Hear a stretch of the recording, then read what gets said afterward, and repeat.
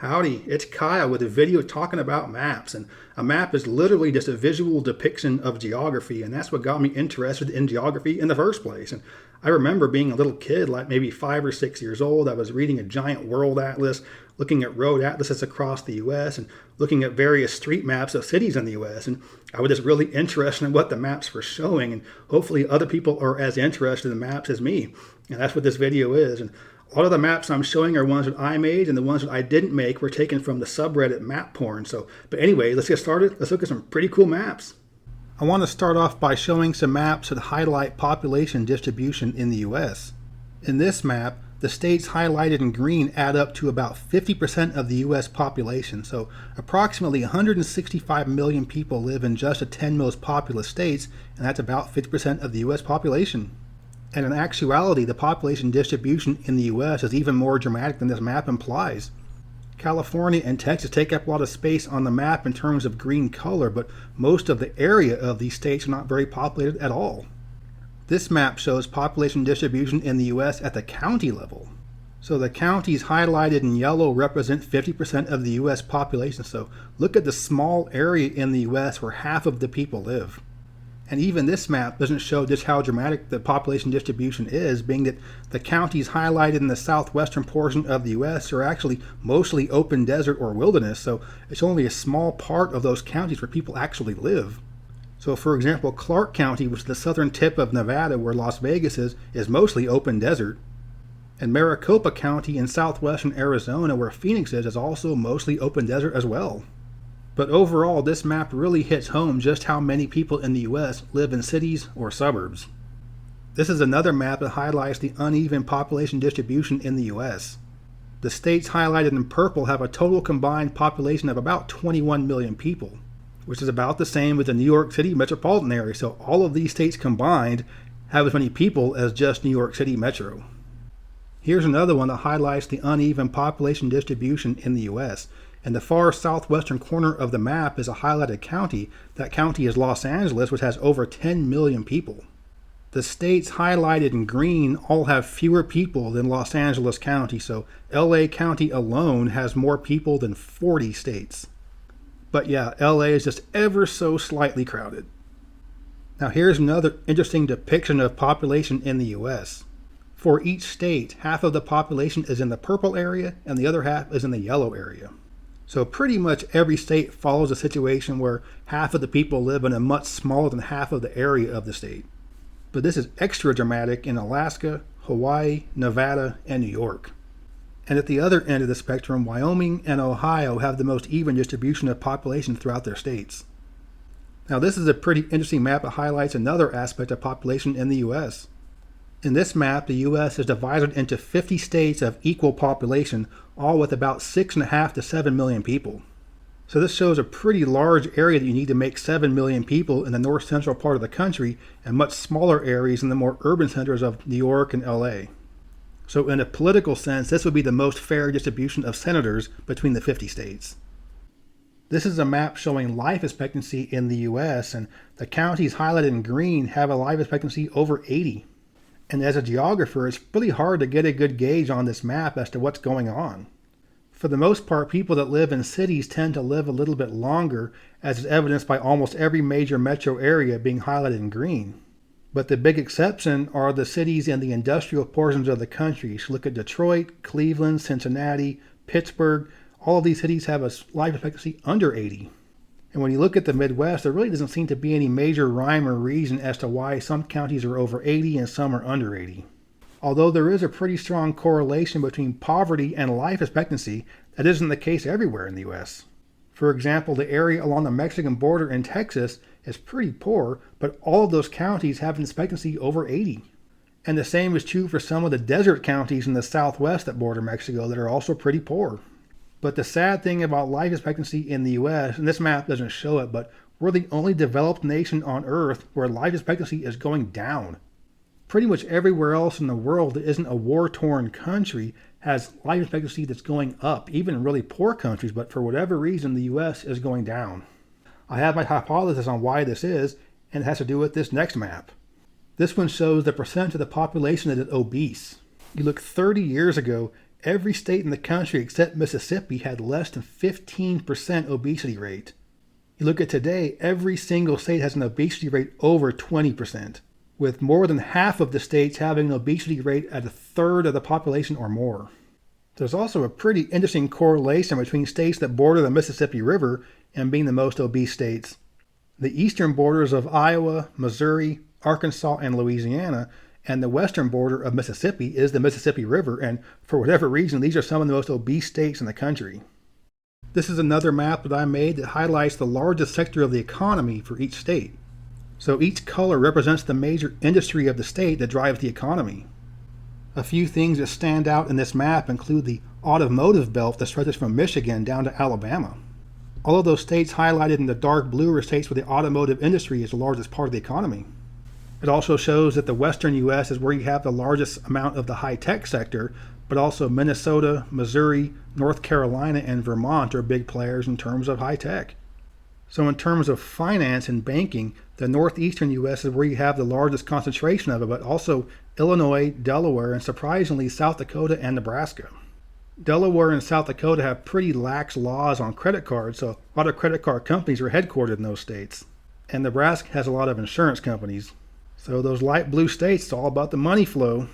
And you can clearly see the oil and natural gas belt in the south central U.S. and those green colored states.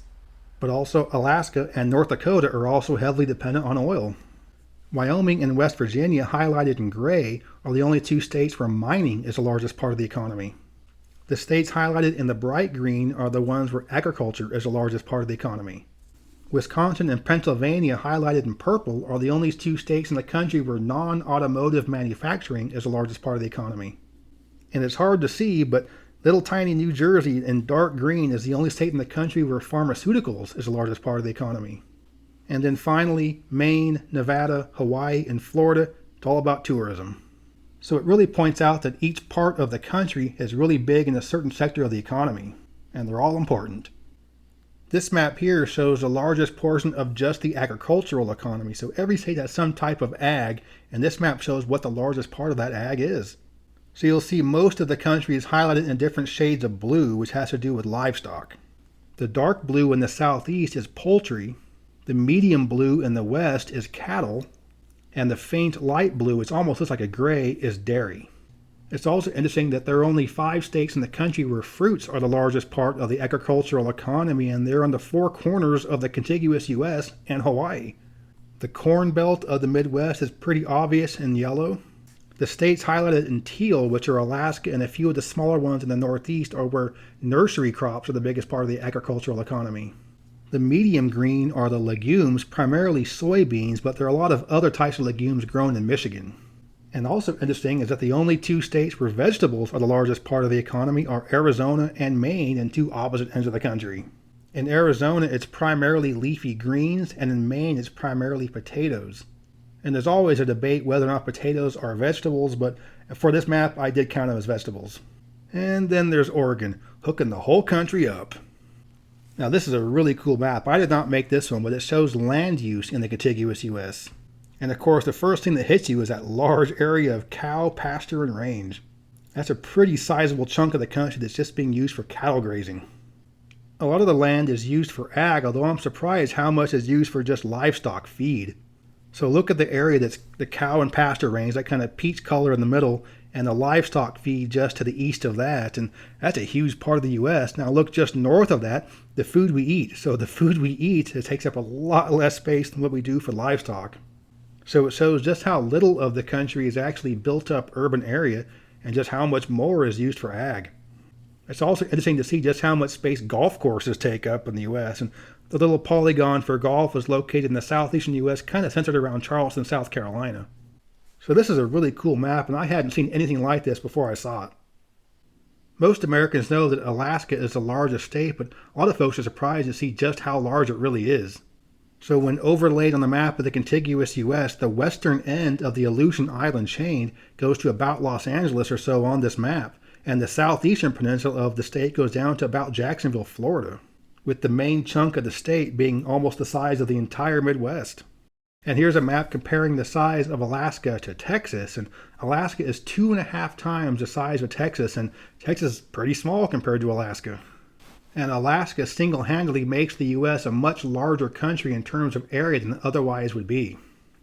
So now I'm going to show a few maps overlaying other large countries on the planet on the U.S. to give you an idea of just how big those other countries are. So here we have Australia, which is considered its own continent, and it's about the size of the contiguous U.S. Of course, a big difference for Australia is that most of the middle part of the country has very, very few people, with the vast majority of the population being either on the east coast or in the southwestern portion of the country. And this one shows Brazil overlaid on the map of the U.S., and Brazil is actually larger than the contiguous U.S., but Alaska makes the U.S. overall larger. And when you look at just how much of Brazil is the Amazon rainforest, think of half of the U.S. being tropical rainforest. And the third of these that I want to show is China overlaid on the map of the U.S. And just like Brazil, China is larger than the contiguous U.S., but Alaska makes overall U.S. larger than China. So the U.S. is the third largest country on the planet. However, it would be fifth without Alaska. Now I want to look at a few maps that compare the U.S. to other parts of the world. This one here shows just how powerful California is in terms of economy. Germany is the only country in Europe with a higher GDP than California, and Ireland, Norway, Luxembourg, Switzerland, and Monaco are the only countries that has a higher GDP per capita than California. And on a global scale, only China, Japan, and Germany have larger GDPs than California. Also note that California only has 40 million people, whereas the UK, France, and Italy all have 60 million people. So California has a larger economy than 3 countries that are 1.5 times the size of it. And these are rich countries too. This is a map of Western Europe that shows subnational divisions and how they compare to areas in the US in terms of population. So for example, Scotland and the northern part of England has about 21 million people combined, and that's about the population of Florida. Wales has about 3 million people or so, and that's about the population of Utah. So this is a really great map for examining population distribution in Europe, so it shows which areas have a lot of people and which ones are lightly populated. So if you look right in the middle of this map, you can see where it says Texas in light blue, and that's essentially the Netherlands and Belgium combined.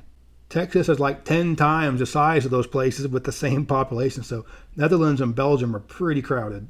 And you look just to the east of there, it's even more crowded in Germany. Germany has about 80 million people, even though it's only half the size of Texas, which has 30 million. Germany be crowded.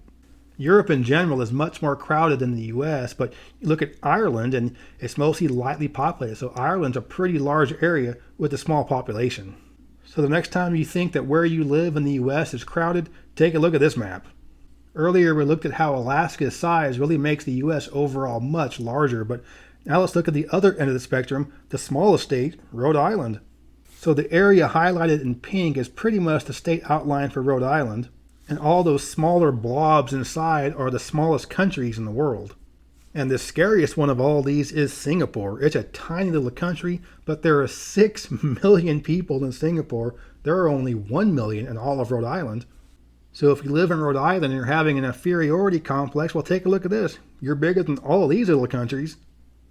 So those are some pretty cool maps I wanted to show you, and I'll probably do a video like this every now and then, just highlighting some pretty cool maps that show some pretty interesting things. But I hope you liked this video, and if you did, please give me a thumbs up to let me know you approve, and subscribe to this channel if you're interested in stuff like this, maps, or anything that has to do with geography, specifically about the US, cross-country road tripping, just everything from a nerdy perspective. But yeah, thanks for watching. Geography King, signing out.